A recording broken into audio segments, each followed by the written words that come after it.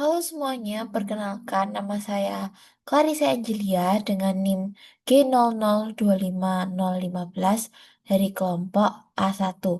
Pada video kali ini saya akan mempresentasikan tentang laporan anatomi dinding abdomen, git superior dan inferior.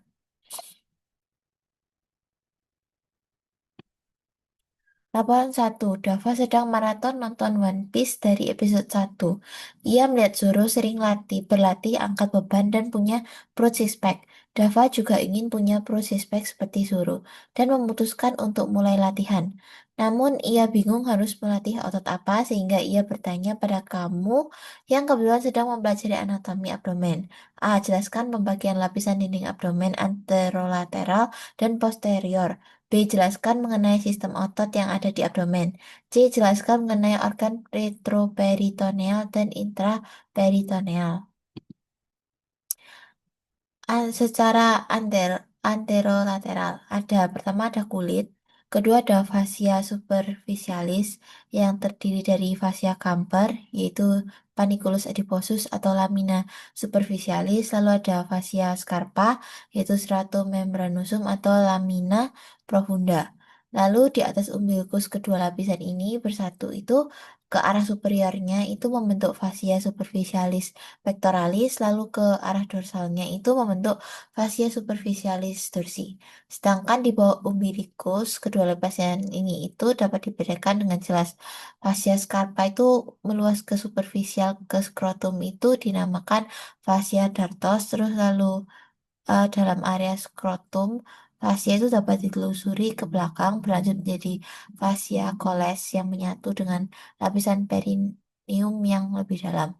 Terus fascia scarpa di inferior itu berlanjut ke paha dan di bawah ligamentum inguinale bergabung dengan fascia lata. Lalu ada fascia profunda. Fascia profunda itu lapisan tipis jaringan ikat yang menutupi muskulus dan terletak tepat di bagian dalam fascia scarpa. Lalu keempat ada musculi et aponeurosis, ada musculus obliquus externus abdominis, musculus obliquus internus abdominis, ada musculus transversus abdominis, lalu ada musculus rectus abdominis, ada musculus pyramidalis abdominis. Lalu ada limanya itu fascia transversalis. Fascia transversalis ini lapisan berkelanjutan dari fascia profundus yang memagari kavitas abdominalis dan berlanjut ke dalam kavitas pelvis. Paling terlihat pada sebelah dalam musculus transversus abdominis. Lalu ada fascia extraperitonealis, itu memisahkan fascia transversalis dengan peritoneum. Fascia ini tuh berisi jaringan lemak. Ke sisi anterior tubuh disebut sebagai preperitoneal, kalau posterior ke arah posterior disebut retroperitoneal. Terdapat viscera retroperitoneal dan viscera intraperitoneal. Lalu ada peritoneum parietale. Peritoneum parietale itu lapisan yang melapisi bagian dalam dinding abdomen dan menjadi bagian dari dinding abdomen. Lalu ada peritoneum viscerale. Ini tuh lapisan peritoneum yang melapisi langsung permukaan organ viscera abdominis, baik sebagai permukaan organ maupun seluruh permukaan organ. Kedua lapisan peritoneum ini untuk suatu rongga yang disebut cavum peritoneal, yang terdiri dari cavum peritoneum mayor, minor, dan foramen epiploica Winslowi.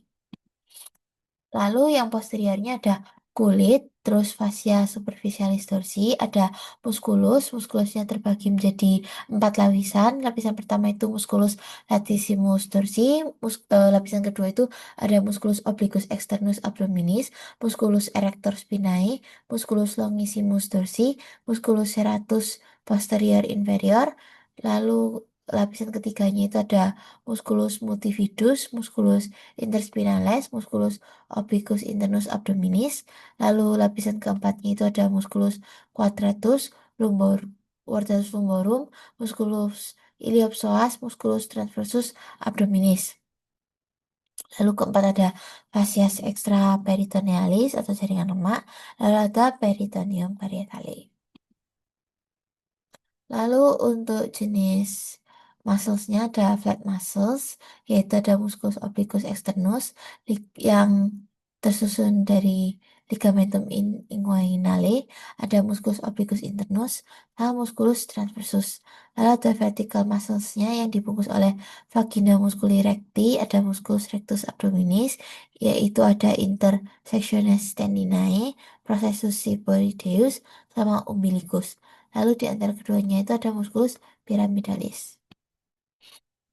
Untuk organ intraperitoneal dan organ retroperitoneal, organ intraperitoneal itu adalah seluruh permukaan organ yang permukaannya itu dilapisi oleh peritoneum. Terus contohnya itu gaster, duodenum, pars superior, terus jejunum, ileum, appendix piriformis, kolon transversum, kolon sigmoidea, cauda pankreas, lien hepar. Kalau organ retroperitoneal itu eh, berada di luar kavitas peritoneum terus dilapisi peritoneumnya itu hanya di permukaan anterior saja, tapi nggak menyeluruh. Terus biasanya itu cara menghafalnya dengan set Parker yaitu suprarenal glands, aorta, duodenum kecuali pars superior, ada pankreas kecuali cauda, ada ureter, ada colon ascendens and descendens, ada kidney, ada esophagus, terus ada rectum. Ini gambar dari organ intraperitoneal dan retroperitoneal. Lalu lanjut ke laporan kedua.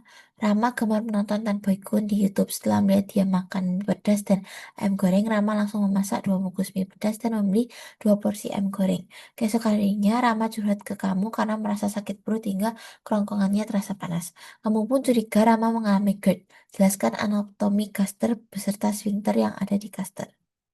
Jadi terdapat 4 bagian yaitu fundus gastricum, lalu ada pars cardiaca, lalu ada corpus gastricum gastrica rugae atau plica, ada pars pylorica. Terus untuk sphincternya sendiri itu ada lower esophageal sphincter, terus ada upper esophageal sphincter, dan ada musculus sphincter pylori. Untuk laporan ketiga, Raka, seorang siswa kelas 11, merasa perutnya sakit sejak pagi. Awalnya rasa nyeri itu muncul di sekitar pusar dan hanya terasa seperti kram ringan. Namun beberapa jam kemudian nyeri tersebut berpindah ke bagian kanan bawah perut dan semakin tajam. Raka juga merasa mual, hilang nafsu makan, dan ketika teman sekelasnya menekan sedikit area tersebut, rasa sakitnya bertambah hebat. Jelaskan letak-letak appendix, letak yang paling umum, cara pengukuran, beserta nama garis dan titik pengukurannya.